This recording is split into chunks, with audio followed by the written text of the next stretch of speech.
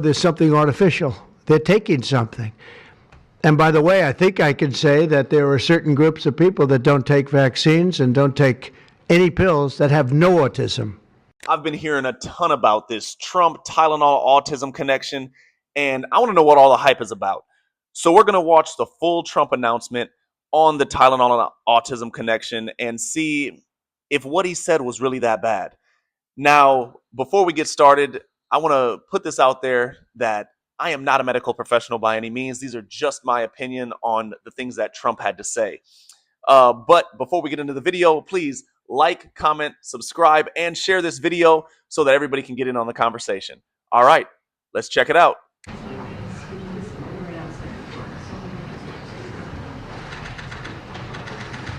Hello, everyone. Thank you very much.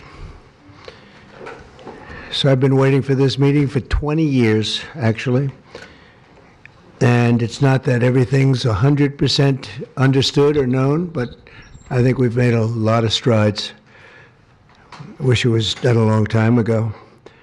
Today we're delighted to be joined by America's top medical and public health professionals as we announce historic steps to confront the crisis of autism. Horrible, horrible crisis. I want to thank the man who brought this issue to the forefront of American politics along with me. And we actually met in my office, is it like 20 years ago, Bobby? It's probably 20 years ago in New York. I was a developer, as you probably heard, and I always had very strong feelings about autism and how it happened and where it came from. And he and I don't know, the word got out, and I wouldn't say that people were very understanding of where we were, but it's turning out that we understood a lot more than a lot of people who studied it, we think. And I say we think because I don't think they were really letting the public know what they knew. Thanks as well to the director of the National Institute of Health, Dr. Jay Bhattacharya, FDA Commissioner, Dr. Marty McCary. These are great people. Administrator of the Centers for Medicine and Medicaid Services, Dr. Mehmet Oz, and Acting Assistant Secretary of HHS, Dr. Dorothy Fink. So thank you all. Thank you, Dorothy, very much. The meteoric rise in autism is among the most alarming public health developments in history. There's never been anything like this. Just a few decades ago, 1 in 10,000 children had autism. So that's not a long time. And I've always heard, you know, they say a few, but I think it's a lot less time than that. It used to be 1 in 20,000, then 1 in 10,000. And I would say that's probably 18 years ago.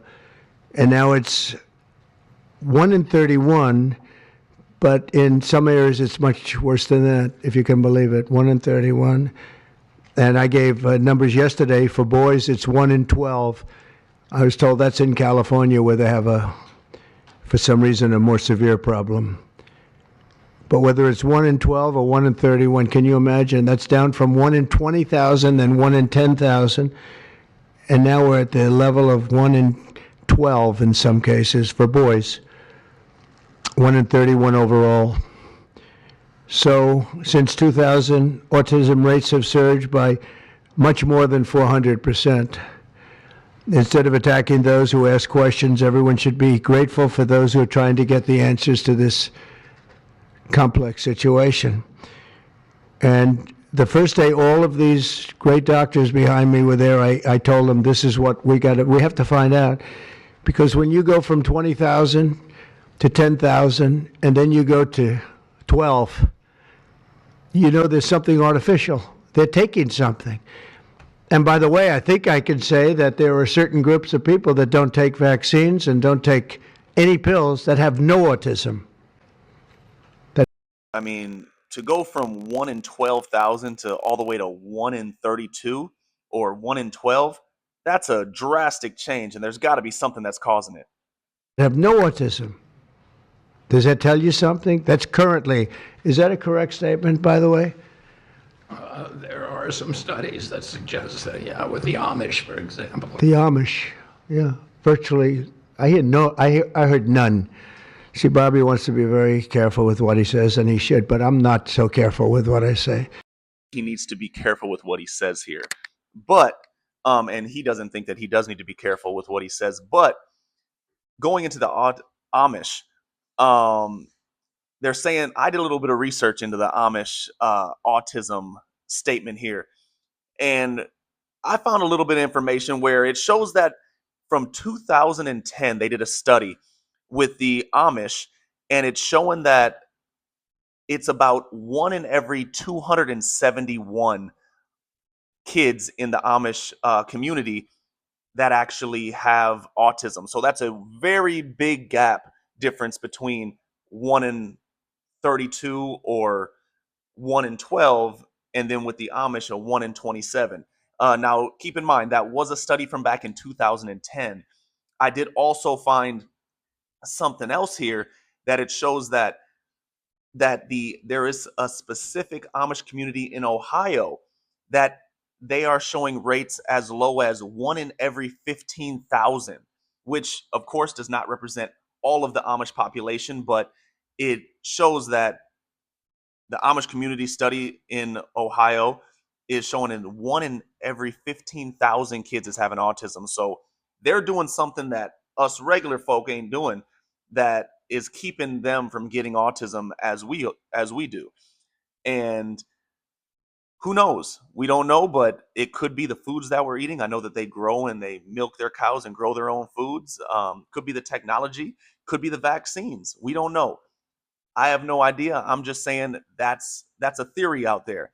But yeah, those are some numbers, and they seem to be pretty drastic when it comes to our community and the Amish community. But you have certain groups, the Amish as an example, they have essentially no autism. First, effective immediately, the FDA will be notifying physicians that the use of well, let's see how we say that, acetaminophen. The media is going to destroy Trump on that. He didn't know how to pronounce acetaminophen. And to be honest with you, if I didn't just hear him say it right now, I probably would have messed it up too. But him messing that up as the president, I already know they're going to be raking him over the coals. We're not going to hear the end of it, that he doesn't even know how to pronounce what he's reporting on. But I don't think that's neither here nor there. He needs to know how to pronounce it, but it's an honest mistake. Acetaminophen. Is that okay? Which is basically commonly known as Tylenol during pregnancy, can be associated with a very increased risk of autism. So taking Tylenol is not good. All right, I'll say it. It's not good. For this reason, they are strongly recommending that women limit Tylenol use during pregnancy unless medically necessary. That's, for instance, in cases of extremely high fever, that you feel you can't tough it out, you can't do it. I guess there's that. It's a small number of cases, I think. But if you can't tough it out, if you can't do it,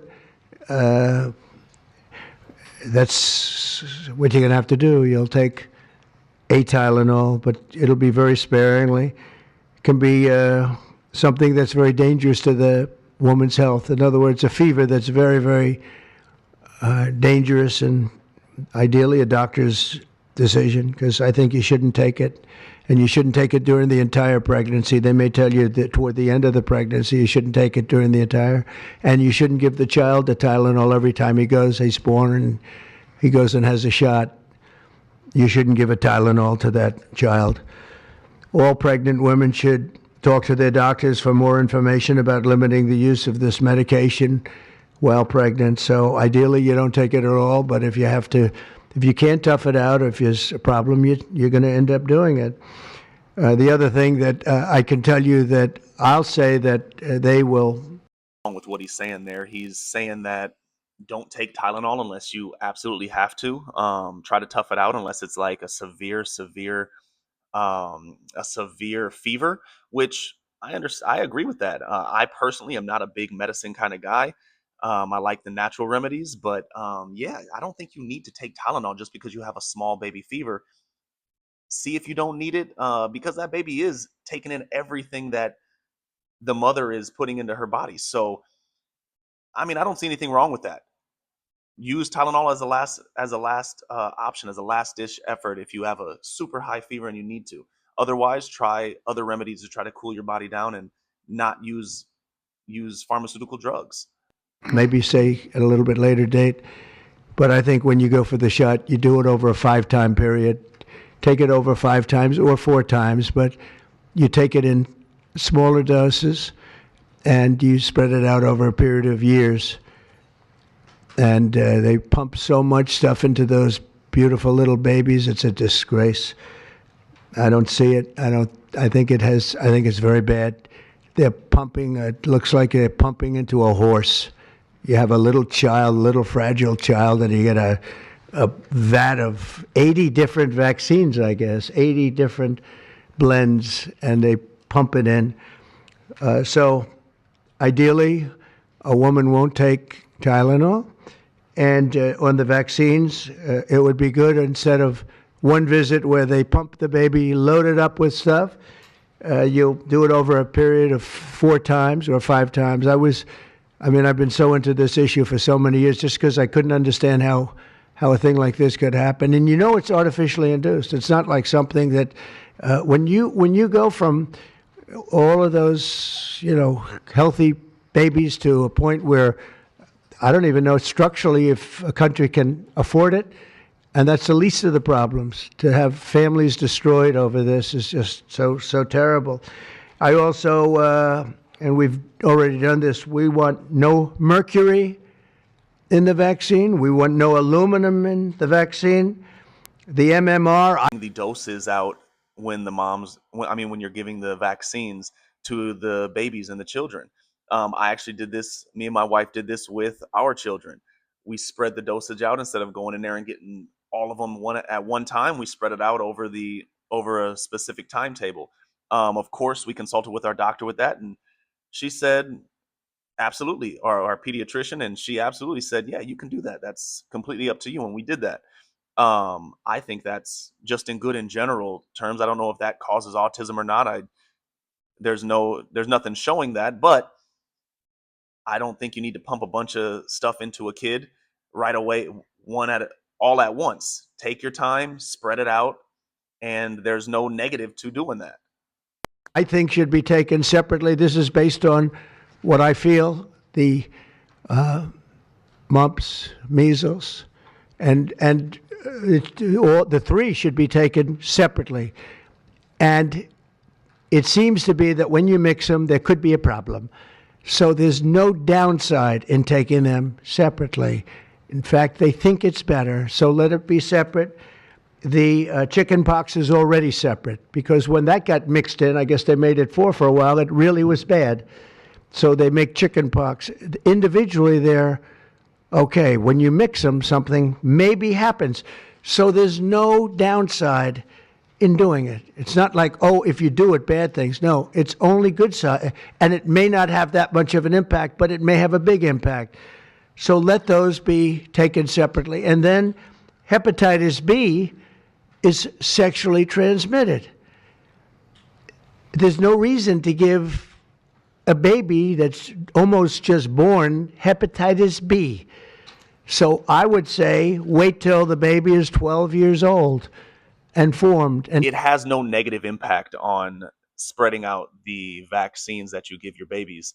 And like you said, there may not be any impact or help you at all, but it doesn't hurt to do it. So if there's a chance that it does cause autism, then why not just do the vaccine later, or spread out the vaccine, I should say, over a period of time as opposed to doing it all at once. Take hepatitis B. And I think if you do those things, it's going to be a whole different, it's going to be a revolution in a positive sense in the country. The FDA will be updating the label of an existing drug to reflect potential benefits in reducing some autism symptoms. This gives hope to the many parents with autistic children that it may be possible to improve their lives. That's one of the things that I'm very, very happy about. I mean, this was mostly going to be on how not to have the child affected, but we've learned some pretty good things about certain elements of genius that can be given to a baby, and the baby can get better, and in some cases, maybe substantially better. Not going to be easy, but be a lot easier if it didn't happen in the first place, as these great parents fully understand, right? They fully understand. I feel so terribly for. I have so many friends with autistic children. It's a tough situation. Finally, to help reach the ultimate goal of ending the autism fever, the NIH will be announcing 13 major grant awards from the Autism Data Science Initiatives. And to be honest with you, to me, that's the least important. It's not even a money thing at this point. There's so much money, but they have to do, and they have to move quickly. When the alternative is that nothing bad can happen, let's do it now. I was just saying to Bobby and the group, let's do it now. Nothing bad can happen. It can only good happen. But with Tylenol, don't take it. Don't take it. And if you can't live, if your fever is so bad, you have to take one, because there's no alternative to that. Sadly, first question, what can you take instead? It's actually, there's not an alternative to that. And as you know, other of the medicines are absolutely proven bad. I mean, they've been proven bad with the aspirins and the Advils and others, right? And they've been proven bad. So I'd like to ask Bobby to get up to the podium and say a few words, and then Dr. Bhattacharya and Dr. McCary, Dr. Oz, Dr. Fink, followed by two incredible mothers that have experienced firsthand what this country is going through, what parts of the world are going through. And I will say there are parts of the world that don't take Tylenol. I mean, there's a rumor, and I don't know if it's so or not, that Cuba, they don't have Tylenol because they don't have the money for Tylenol, and they have virtually no autism, okay? Tell me about that one. And there are other parts of the world where they don't have Tylenol, where they don't have autism. That tells you a lot. And I want to say it right now. And you know, the way I look at it, don't take it. Don't take it. There's no downside in not taking it. So I'd like to ask Bobby to come up and say a few words. I hope I didn't ruin his day, but that's the way I feel. I've been very strong on the subject for a long time. You know, life is common sense, too.